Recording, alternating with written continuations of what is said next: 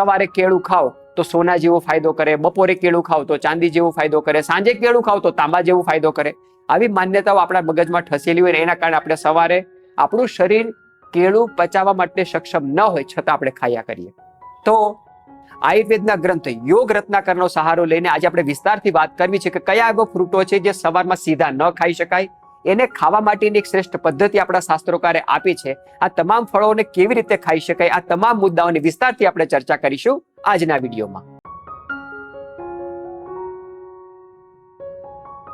આ તમામ ફળોની સૂચિમાં પહેલા નંબરનું ફળ છે એટલે કે જાંબુ. એ બપોરે 12 વાગ્યાથી લઈને 4 વાગ્યા સુધીના સમયમાં જ ખાવો જોઈએ. કારણ કે સવારે આપણા શરીરની અંદર કફ પ્રધાન વાતાવરણ હોય એવા સમયની અંદર ખૂબ રુષ્ક ફળ જો આપણે ખાયા કરીએ તો આપણા શરીરની અંદર જે નેચરલી સ્નિગ્ધતા હોવી જોઈએ તે નષ્ટ થાય છે. એટલે જાંબુ ક્યારે પણ સવારના ભોજનમાં સ્થાન ન આપવું જોઈએ, આવું યોગ રત્નાકરમાં લખેલું છે. બીજા નંબરનું ફળ એટલે બદરી. બોર ક્યારે પણ સવારના નાસ્તામાં ખાવા જોઈએ નહીં. બોર જે છે સ્વભાવે કફ પ્રધાન છે, વાયુ કરનારા છે. તો એ જો સવારમાં આપણે ખાઈશું, જે ઓલરેડી કફ પ્રદાન કરનારા છે, એને જો સવારમાં નાસ્તામાં સ્થાન આપવામાં આવે તો શરીરની જે શુદ્ધિ કરવાની પ્રક્રિયા જે સવારમાં થતી હોય એ શરીરમાં વધેલો કફ સારી રીતે બહાર નહીં નીકળી શકે જો બોરને આપણે સવારના ભોજનમાં સ્થાન આપીશું તો. ત્રીજા નંબરનું ફળ એટલે આંબલી. આંબલી ક્યારે પણ સવારના ભોજનમાં ખાવી જોઈએ નહીં. આંબલીના મુખ્યત્વે 2 પ્રકાર હોય છે, ખાટી આંબલી અને મીઠી આંબલી, જેને આપણે ગોરસ આંબલી પણ કહીએ છીએ.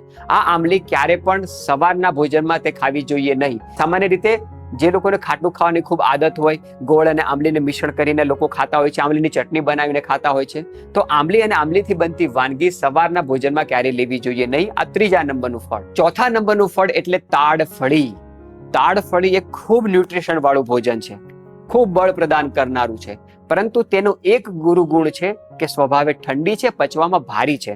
તાડફળી સ્વભાવે ખૂબ ઠંડી હોવાના કારણે જો એને સવારના નાસ્તામાં લેવામાં આવે સારી રીતે પચી શકતી નથી અને શરીરની અંદર કફ દોષને વધારે છે. પાંચમા નંબરનું ફળ એટલે જમરૂખ. આપણા શરીરની અંદર કફ દોષ વધારે હોય, વાતાવરણમાં પણ કફ દોષ વધારે હોય, એવા સમય દરમિયાન જો જમરૂખ ખાવામાં આવે તો આપણા શરીરની અંદર કફ દોષ વધતો હોય છે. સવારના નાસ્તામાં જો તમે શરદી ઉધરસ કફની સમસ્યાથી પીડાતા હોય અને તમારે જમરૂખનો લાભ પણ મેળવો હોય તો તે જ જમરૂખ દવાનું કામ કરે એવી રીતે લેવાનો આગ્રહ રાખો. શું કરવું જોઈએ? જમરૂખને ચીરીને તેની અંદર થોડું સંચળ, થોડું કાળા મરી ભભરાઈ દો.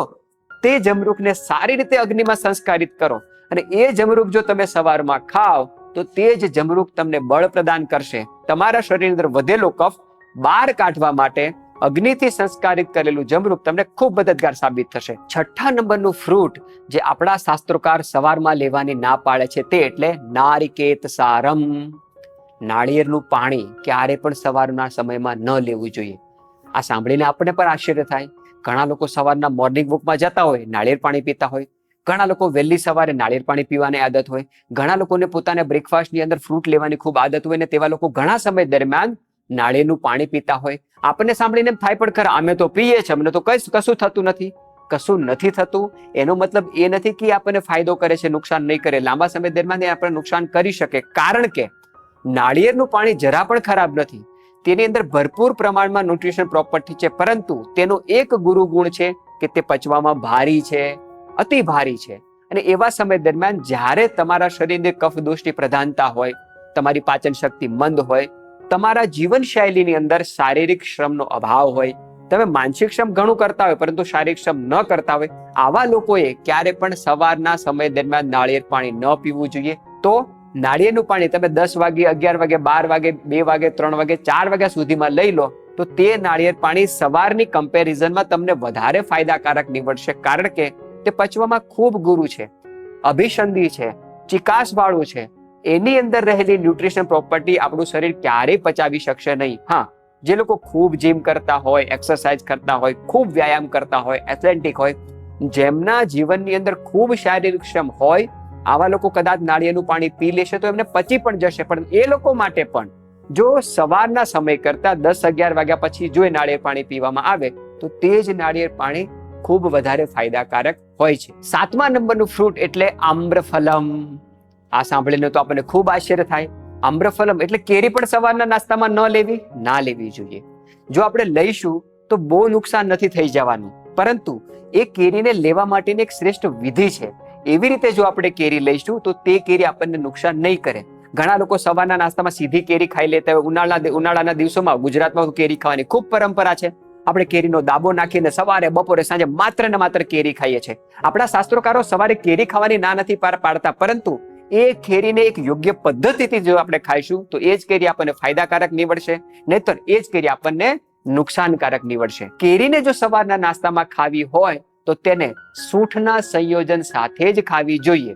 કારણ કે સવારના દરમિયાન જ્યારે આપણા શરીરની અંદર, વાતાવરણની અંદર કફની પ્રધાનતા હશે અને એ કેરી જો સારી રીતે નહીં પચી શકે તો એ કેરી આપણને નુકસાનકારક નીવડશે. તો સવારના નાસ્તામાં કેરી ખાવી હોય તો એકલી ક્યારેય ખાવાની નથી. કેરી સાથે સૂંઠનું સંયોજન હોવું જ જોઈએ. એટલા માટે આપણા વડીલો કેરીનો રસ કાઢતા હતા ત્યારે તેની અંદર ઘી અને સૂંઠનું મિશ્રણ કરીને જ ખાતા હતા. આપણને કેરીનો સ્વાદ ગમે છે, પરંતુ સૂંઠનો સ્વાદ ગમતો નથી.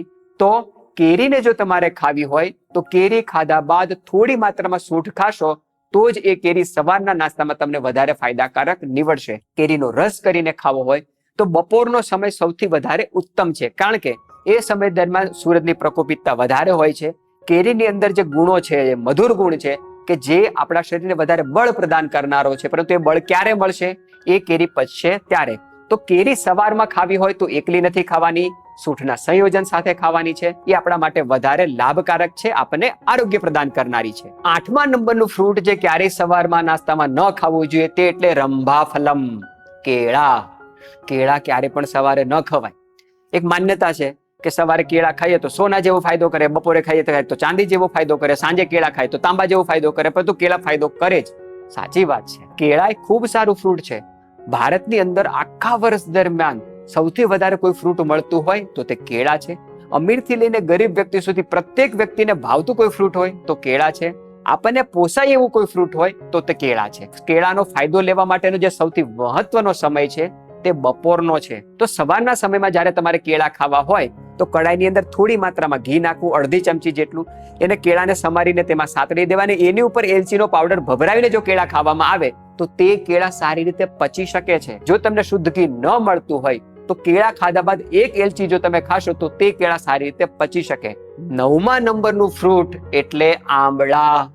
આ સાંભળીને તો તમને 100% ગુસ્સો આવશે કે બધા લોકો કહે છે કે આંબળા સવારમાં ખાવા જોઈએ, આંબળાનો રસ સવારમાં પીવો જોઈએ. શિયાળા દરમિયાન તો પ્રત્યેક લોકો આંબળાનો સૌથી વધારે લાભ લેતા હોય છે. સાચી પણ વાત છે.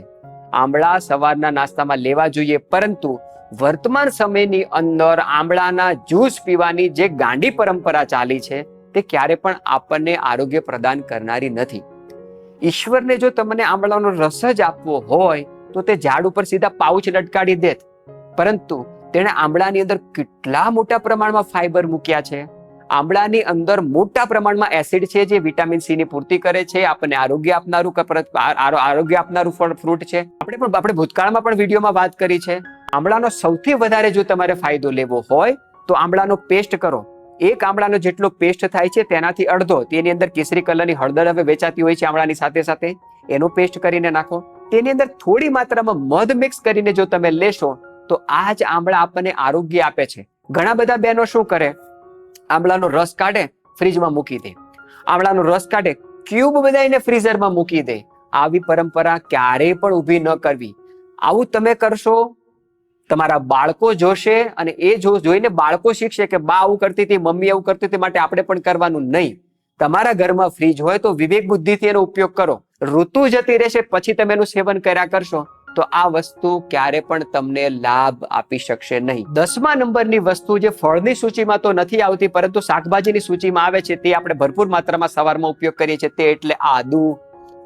આ સાંભળીને તો ઘણા પરિવારોને અને ઘણી ગૃહિણીઓને તો ખૂબ ગુસ્સો આવી જશે કે અમે તો વર્ષોથી આદુવાળી ચા પીએ છીએ, અમને તો કશું થતું નથી. પરંતુ માતાઓ, બહેનો, વડીલો, આપણા શાસ્ત્રોકારે જે કંઈ નિયમો આપણને આપ્યા છે એ આપણા આરોગ્ય માટે છે. હોઈ શકે કે આ નિયમોનું આપણે પાલન નહીં કરીએ તો આપણને કશું નુકસાન નહીં થાય, પરંતુ જે સારા નિયમો જે છે તેનું પાલન કરીશું તો આપણને ઘણું આરોગ્ય આપનારું થશે. તો સવારના નાસ્તા દરમિયાન ગુજરાતમાં તો ખૂબ પરંપરા છે, ચા બનાવે એની અંદર ભરપૂર માત્રામાં આદુ નાખે. દૂધની સાથે આદુ નાખીને પીવું એ વિરુદ્ધ આહારની શ્રેણીમાં આવે છે. અને પ્રત્યેક પરિવાર, લગભગ 10માંથી 8 પરિવાર સવારના નાસ્તામાં જે ચા બનાવે છે તેમાં ભરપૂર માત્રામાં અદરક નાખે છે, આદુ નાખે છે. અદરક વાળી ચાય આપણને લાગે કે આપણા આરોગ્ય માટે સારી છે, જરા પણ સારી નથી. તો ચાની અંદર આદુ ન નાખતા સૂંઠ નાખવી જોઈએ. આપણને એમ થાય કે સૂંઠ પણ તો આદુમાંથી જ બને છે, પરંતુ 100 ગ્રામ જ્યારે તમે આદુ લો છો અને એ આદુમાં જે તમે ક્રશ કરશો તો તમને જાણીને આશ્ચર્ય થશે કે 100 ગ્રામ આદુની અંદર 70 થી 65% માત્ર પાણી હોય છે, અને તે પાણીની અંદર ભરપૂર માત્રામાં વિટામિન સી હોય છે, જે દૂધ સાથે વિરુદ્ધ આહારની શ્રેણીમાં આવે છે. તો આદુ તમે શાકમાં નાખશો ચાલશે, પરંતુ એ જ આદુનો જો તમે ચામાં નાખીને ઉપયોગ કરશો તો એ ચા ક્યારે પણ આરોગ્ય પ્રદાન કરનારી નથી. આમ તો ચા પીવી જ ના જોઈએ. ચા આપણા શરીર માટે જરા પણ સારી નથી, પરંતુ આપણે કઈ ચા પીવાનું બંધ કરવાના નથી. શિયાળા દરમિયાન આદુ પાક બનાવવાની પરંપરા છે, પરંતુ એને ખૂબ અગ્નિથી સંસ્કારિત કરવામાં આવે, ઘી સાથે ખૂબ સાતડવામાં આવે. એ તમે સંસ્કારિત કરેલી આદુની વાનગી ખાશો તો ચાલશે, પરંતુ કફ અને વાયુ બંનેને નાશ કરનારી જે કોઈ મેડિસિન પ્રોપર્ટી વાળી વસ્તુ આપણા રસોડાની અંદર છે એટલે સૂંઠ. તો કયા ફ્રૂટો સવારમાં લઈ શકાય? તો દાડમ. દાડમ સવારના નાસ્તામાં લેવું ખૂબ હિતકારક છે. જે લોકોને કબજિયાતની સમસ્યા હોય તેવા લોકોએ દાડમનો દાણા ચાવવા, એનો રસ પી જવો અને પલ્પ ફેંકી દેવો. કારણ કે દાડમના દાણામાં જે પલ્પ છે એ થોડો પ્રમાણમાં કોન્સ્ટિપેશન કરનારો છે. પરંતુ દાડમને જ શા માટે સવારના નાસ્તામાં સ્થાન આપ્યું? કારણ કે દાડમ ખૂબ લઘુ છે, કફનો નાશ કરનારું છે, અને ખાસ કરીને જે લોકોને ખૂબ લૂઝ મોશન થતા હોય એવા લોકો માટે તો દાડમ ખૂબ સારું છે. તો જે કોઈ લોકોને કબજિયાતની સમસ્યા હોય તે લોકો દાડમના દાણા ચાવે, એનો પલ્પ ફેંકી દે ને રસ પી શકે. દાડમના દાણાનો જ્યુસ કરીને પણ તમે પી શકો.